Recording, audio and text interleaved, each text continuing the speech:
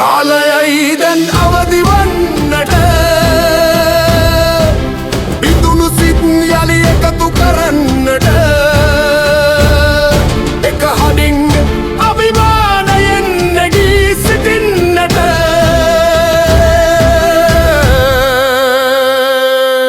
ලක් මවට ජය රැගෙන එන්නට අපි බැලුවොත් 2005 ඔබතුමාගේ පියාගේ රාජ්‍ය පාලන තන්ත්‍රයේදී යම් කිසි මුදල් ප්‍රමාණයක් පල්ලෙහා ඉන්න කියන්නේ අපි දැන් ව්‍යවසායකත් රාජ්‍යයක් ගැන කතා වෙනවානේ. ඒතකොට පල්ලෙහා ඉන්න පොඩි මිනිස්සයාගේ අතේ සල්ලි කියන්නේ මොන හරි ගෙදර තියෙන බඩුවක් පාරට ගෙනල්ලා විකුණන තත්ත්වයට පත් වෙලා ඒ දශකය ඒ විදිහට දියුණු වෙලා තමයි එතුමා ආණ්ඩුව බාර දීලා ගියේ. ඊට පස්සේ විටින් විට ආණ්ඩුව මාරු වුණා. හැබැයි ඒ මාරු වෙච්චත් එක්ක ගෝඨාභය රාජපක්ෂ ජනාධිපතිවරයා ඇවිල්ලා දේශීය සංකල්පයේ දැන් කොවිඩ් කාල සීමාවේදී වෙච්ච ප්‍රශ්නත් එක්ක එතුමා ලංකාවේ ගොඩක් වෙලාට ඇසෙම්බලි පටන් ගත්තා. එතකොට මේ ප්‍රයිවට් කම්පැනි ගොඩක් වෙලාට ලංකාවට දැන් ඔටෝමෝටිව් ට්‍රේඩින් ගත්තොත් ඒගොල්ලෝ බඩු ගේන්නේ නැතුව ලංකාවේ ඇසෙම්බල් කරනවා. මේ ආණ්ඩුව ඇවිල්ලා මේ ප්‍රතිපත්ති වෙනස් කරලා දැන් ඉම්පෝට් කරන්න පටන් ගත්තා. හැබැයි එතනදී ඍජු හා වක්‍රකය 1000කට වැඩිය නැති වුණා. දැන් ඔබතුමාගේ පාලන කාලෙකදී කොහොමද ඒක සංසන්දනය කරලා කළමනාකරණය කරන්නේ? පැහැදිලිවම ලංකාවේ හදන්න පුළුවන් හැම දෙයක්ම අපි හදන්න ඕනේ. විශේෂයෙන්ම කෘෂිකර්ම ක්ෂේත්‍රයේ ආහාර සුරක්ෂිතතාවය කියන එක ලොකු අභියෝගයක්. ඉදිරියේදී මේ ලෝකයේ තියෙන පාරිසරික විපර්යාස සහ මේ ලෝක යුද්ධ එක්ක එහෙනම් අපේ නිෂ්පාදනය කරන්න පුළුවන් හැම ආහාරයක්ම වවන්න පුළුවන්. වවන්න අවශ්‍ය උපරිම සහයෝගය. ඒක සහන කියන වචනේ මම පාවිච්චි කරන්නේ. හැබැයි සහයෝගය ආණ්ඩුව දෙන්න ඕනේ සහයකට අවශ්‍ය වෙළඳපොළ අපි ආරක්ෂා කරන්න. ඒ වගේම තමයි මේ දේශීය ව්‍යවසායකයා සහ ව්‍යාපාරිකයා රකින්න ඉතිහාසය අපි තීන්දුව අරගෙන තියෙනවා. දැන් මහින්ද රාජපක්ෂ ජනාධිපතිවරයා කාලේ සෙස් එක ගෙනාවේ ඒකට. හැබැයි අද අපි දකිනවා ක්‍රමානුකූලව 2029 වෙනකොට සෙස් එක සම්පූර්ණයෙන් අයින් වෙනවා. හැබැයි සෙස් එක අයින් කළා රෝ මැටීරියල් එකට ටැක්ස් එක ගහලා එන් ප්‍රොඩක්ට් එකට ටැක්ස් එක අයින් කරාම ඒ කියන්නේ අමුද්‍රව්‍ය සඳහා තියෙන බද්ද වැඩි කළා නිමි භාණ්ඩය සඳහා තියෙන බද්ද අයින් කරාම සම්පූර්ණ දේශීය ව්‍යාපාරිකයා වැටෙනවා. දැන් ඔය 1000ක් කියලා කියන්නේ මේ මාස අවුරුදුකම. දැන් මේ සෙස් එක අයින් කරාම මම දැන් විශාල ප්‍රමාණයක් දැන් මම ආයෝජකයෝ කීප දෙනෙක් එක්ක දැන්ට කර්මාන්ත තියෙන දේශීය ආයෝජකයෝ කීප දෙනෙක් එක්ක කතා කරාම ඒ අයගෙත් සමහර බයි ප්‍රොඩක්ට්ස් ලංකාවේ හදපුවා. එයා කියනවා දැන් මේ සෙස් එක අයින් වුණාම පිටින් එන එක ලාභයි. එනේ එයාලගේ ලයින්ස් උත් වැහෙනවා. ඉතින් එහෙම කළා අපි කොහොමද ආර්ථිකයක් හදන්නේ? දැන් ව්‍යවසායකත්වය වෙන්න පුළුවන්, ව්‍යාපාරිකයෝ වෙන්න පුළුවන්, රැකියා උත්පාදනය වෙන්න පුළුවන්. මේ හැම එකක්ම පළවෙනි කාරණේ දේශීය මනුෂ්‍යයන් මුල් තැන දෙන්න ඕනේ. පාරිභෝගිකයට ඔප්ෂන් එක තියෙනවා. පිටින් කියන එක ගානකින් වැඩි වෙන්න පුළුවන්. වාහනයක් කියමුකෝ. මම දකින වාහන ඇසෙම්බල් කරනවා නම් අපි ටැක්ස් එක අඩු කරන්න ඕනේ. වාහනයක් ඇසෙම්බල් කරනවා නම් අපි ටැක්ස් එක අඩු කරන්න ඕනේ. ඉම්පෝට් කරනවා නම් ටැක්ස් එක වැඩි කරන්න ඕනේ. එතකොට යම් බ්‍රෑන්ඩ් එකකට පුළුවන් තීන්දුව කරන්න නෑ මම ලංකාවේ ඇසෙම්බල් කරලා මේ ආසියානු මාකට් එකට අප්‍රිකානු මාකට් එකට යවන ගමන් ලංකාවේ මාකට් එකට දානවා. ඒ ප්‍රවර්ධනය කරන අපි ඕකට ලංකාවේ මාකට් එක ඕපන් කරලා දෙන්න ඕනේ. මොකද ලංකාවේ මාකට් එකක් තිබුණේ නැන්නේ. අපි අපි එහෙම කරන්නේ නෑ.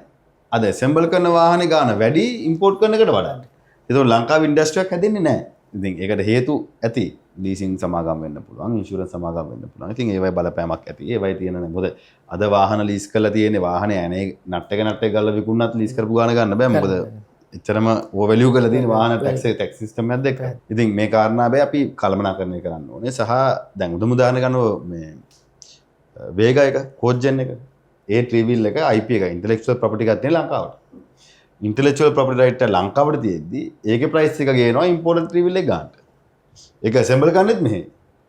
අයිතිත් අපිට. ඉතින් අපි ඒක ගිහිල්ලා වෙන රටක විකුණන හදනකොට අන උඹලගේ රටෙත් උඹට සලකන්නේ නැත්නම් අපි කොහොමද උඹේ වාහන විශ්වාස කරන්නේ? ඉතින් අපිට ඉන්ඩස්ට්‍රි එකක් හැදෙන්න ඕන නම් අපේ ඉන්ඩස්ට්‍රි එක රකින්න ඕනේ සහ විශ්වාස කරන්න ඕනේ. ඉතින් මම හිතනවා අපේ ප්‍රතිපත්තිය ඇතුලේ පැහැදිලිවම නිමි භාණ්ඩ වලට වඩා අපි අමුද්‍රව්‍ය වලට ටැක්ස් අයින් කරන්න ඕනේ. අයින් කරලා ලංකාවේ නිෂ්පාදනය කරන්න අවස්ථාව දෙන්න ඕනේ. ඒක සිම්පල් වෙන්න ඕනේ. සහ අපි ආණ්ඩුව මැදිහත් වෙලා ඒ ප්‍රොඩක්ට් සමහර ප්‍රොඩක්ට්ස් වලට එක්ස්පෝර්ට් මාකට් එකක් හදලා දෙන්න ඕනේ. දැන් මම වේගයකට මායන්නම්කෝ ඒ ට්‍රීවිල් එකට ඉලෙක්ට්‍රික් ට්‍රීවිල් එකට. අපේ ආණ්ඩුවට වක්කීමක් තියෙන අර මාකට් එක කරන් දෙන්න. අපේ ආණ්ඩුවට වක්කීමක් තියෙනවා අසල්වාසී රට යුරෝප වෙන්න පුළුවන් අප්‍රිකාව වෙන්න පුළුවන් කතා කරලා මාකට් එක කරන් දෙන්න. ඒ වගේම අපි කියමුකෝ මයික්‍රෝ එකේ තිබිස්සර මයික්‍රෝ එකට අපේ එදා ආණ්ඩුවට පර්චේස් කරලා ඇසෙම්බල් කරන වාහන මහින්ද රාජපක්ෂේ කාලේ මහින්ද ජනාධිපතිවරයා කාලේ මොකද ඒ ඉන්ඩස්ට්‍රි එක රකින්න. ඒතර ඇසෙම්බල් ඉන්ඩස්ට්‍රි එකක් හැදෙනවා. ඒතර මහින්ද රාජපක්ෂ ජනාධිපතිවරයා අප්‍රිකාවට යනකොට ලංකාවේ ගාමන්ට් ෆැක්ටරි වල අයිතිකාරයෝ ගෙනිච්චා. ඊළඟට ඇෆ්‍රිකන් මාකට් එකේ මැනුෆැක්චර් කරලා එතනින් යුරෝපයට යවන්න ඇමරිකාවට යවන්න. අපේ ආණ්ඩුවේ වක්කීම තියෙනවා. අපේ ආණ්ඩුවේ වක්කීම තියෙනවා මේ දේශීය නිෂ්පාදනයක් ඒක මේ බිස්නස් එකක් කරන එකක්වත් ව්‍යාපාරිකයට උදව් කරන එකක්වත් නෙවෙයි. ඒ ව්‍යාපාරයේ අයිතිකාරය අදාළත් නැහැ. ඒක විදිහකට රාජ්‍ය කාර්යභාරයක්. රජයේ දැවැන්ත කාර්යම අද අපි ගන්නකො අපි මෙහෙම හිතමුකෝ දැන් අපේ තානාපති සේවයක් තියෙනවනේ. දැන් අපේ රටේ ඉන්න තානාපතිවරු ඇවිල්ලා ව්‍යාපාරිකයෝ හම්බ වෙනවා. විදේශ රටවල තානාපති, දේශපාලඥයෝ. ඒ හැම තැනකදීම ඔහුගේ රටේ ව්‍යාපාරව ප්‍රවර්ධනය කරනවානේ.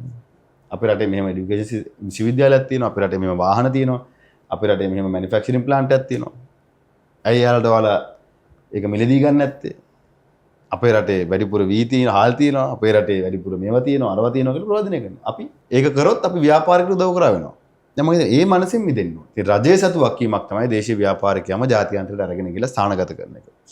ඒ ස්ථානගත කිරීම තුළ ඔහුගේ බැංකුකරණය ලංකාවේ කරන්න පුළුවන් නම් බැංකු පද්ධතිය ලංකාවේ ශක්තිමත් කරන්න පුළුවන් නම් විනිවිදභාවය හදන්න පුළුවන් නම් ඔය මැන්ඩේටරි කන්වර්ෂන් වගේ ඒවා නැතුව අසීමිත බදු නැතුව ෆ්‍රී ෆ්ලෝ එකක් දෙන්න පුළුවන් නම් මම හිතන්නේ ඒක තමයි ආණ්ඩුවට මේ රටේ කර්මාන්ත වලට සහ ව්‍යවසායකයන්ට කරන්න පුළුවන් ලොකුම කාර්යභාරය. මොකද ඒකට හේතුව එකක් දේශීය ව්‍යාපාරිකයෙක් වෙනවා සහ අපි දේශීය ව්‍යාපාරිකයට විදේශ වෙළඳපොළක් අරන් දෙනවා වගේම දේශීය ව්‍යාපාරිකයා තව රටක ආයෝජකයෙක් බවට අපි පත් කරනවා.